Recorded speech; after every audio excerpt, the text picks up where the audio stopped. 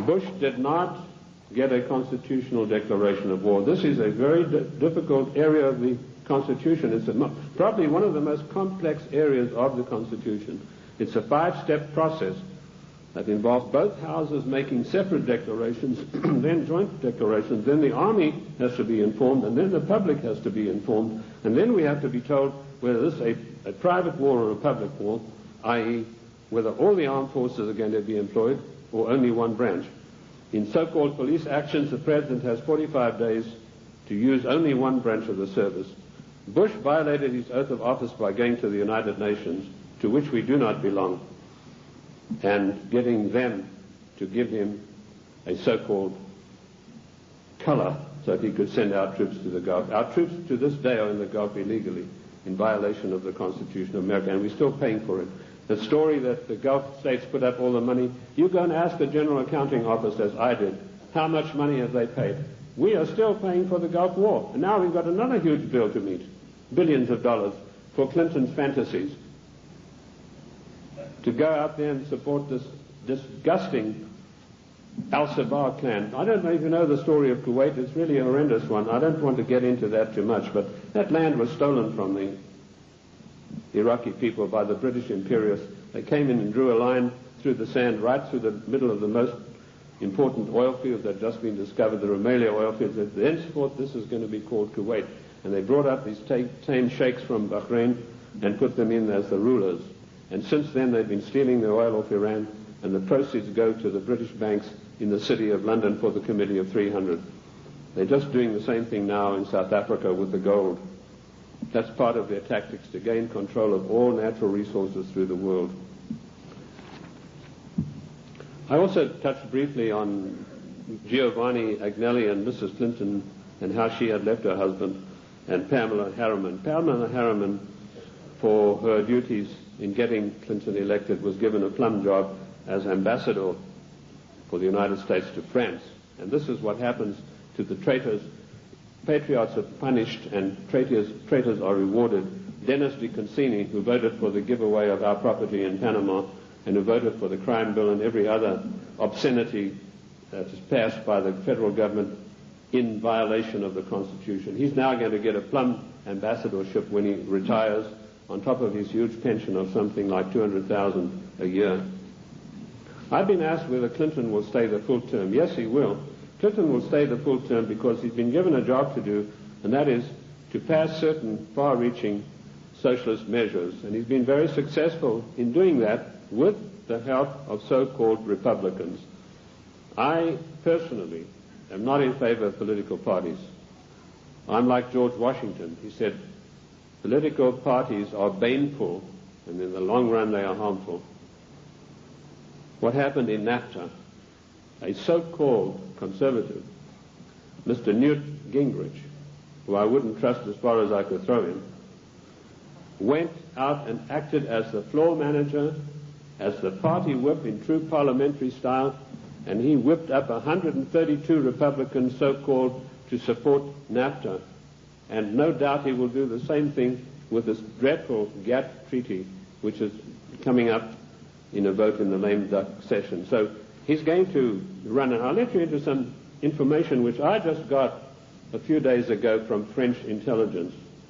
Clinton would not be able to run on his record or anything that he's done or anything meritorious. So what he's done, he sent emissaries, and this is the first time you're going to hear this. You might hear it in 1996, but this is the first time you're going to hear this now. He has sent emissaries to Iran to dig and promise huge sums of money to any of the Iranians who will come up with the actual documentation of the scandal where our prisoners were kept there until Reagan was elected the president. And if he can come up with this documentation, he's going to keep them. In 1996, he's going to come out and say to America, I have here documentary proof of how bad your Republicans are, President Bush and Reagan. Look what they did. And on the strength of that, he hopes to run in 1996. That's what he's doing now. He's taking the money that he's not entitled to, and he's using it to bribe the Iranians to come up with these documents. I don't know that they will, because I think they like him even less than I do, and that's saying a lot. What is the Clinton agenda? Clinton has been instructed to socialize America. And let me tell you that the enemy in Washington is more to be feared than the enemy in Moscow. I've said this for years. What does socialism do? It forces changes upon people that they do not want and do not ask for.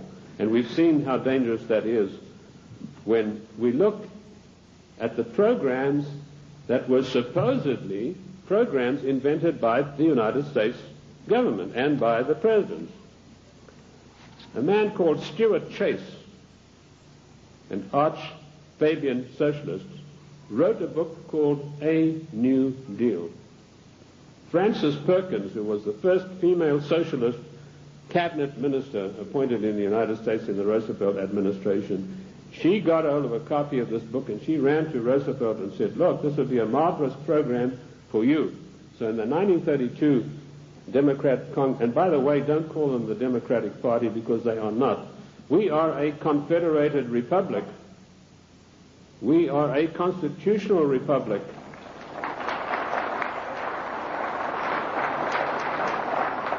In a confederated constitutional republic, you cannot have a Democratic Party. You can have a Democrat Party, and that's what we should start calling them. But she ran up, and Roosevelt was so enamored with this deal that in 1932 they hastily changed their platform, and he came out and announced his New Deal, which is a verbatim, word-for-word program taken from Stuart Chase's book, Socialism, A New Deal.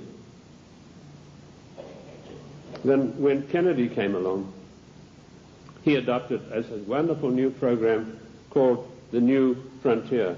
That just happened to be a book written by Henry Wallace, another Fabian socialist writer.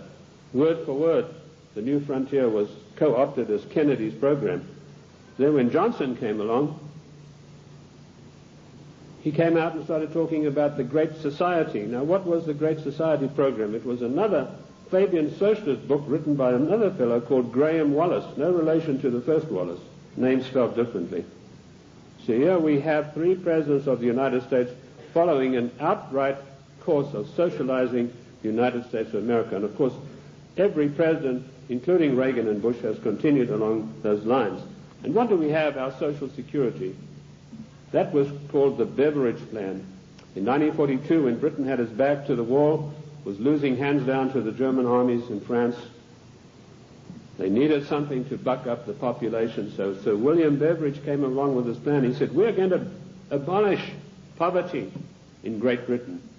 And they started this Beveridge Plan, which is the basis of our socialist Social Security Plan. Note, I said socialist Social Security Plan. That's how we got it. It was co-opted directly from the Beveridge Plan, very eagerly embraced by Roosevelt. Socialism is a failure. Lenin was once asked, what is socialism? And he said, socialism, he said, no, he was, sorry, I got the story wrong. He was asked, what is communism? And he said, communism is socialism in a hurry. And we have creeping socialism in this country today, which has nowhere to go but to communism. In the New World Order, one world government. That is the direction that William Jefferson Clinton is pushing this country as hard as he can go. And GATT is an integral part of that. The socialist policies of England failed miserably. They got the great Professor Harold Lasky of the London School of Economics. I once was asked to give a talk there, and it was me against 600 hostile left-wing students. And I had a pretty torrid time of it to start with, but in the end I did get a very good hearing from them. But that same Professor Lasky was sent to the United States to see how the Constitution could be got around. And he said, there's one good way we have to do it. We have to break down this provision that says there's no transfer of powers between the three branches. And we have that happening every day. We have Clinton calling himself the Commander-in-Chief, which he's not. I sent a fax to Colonel Oliver North the other day, in which I explained in detail what the Constitution has to say about the Commander-in-Chief. I hope he was able to use it. He said that Clinton is not the Commander-in-Chief, but he was saying it for the wrong reasons, for personal reasons.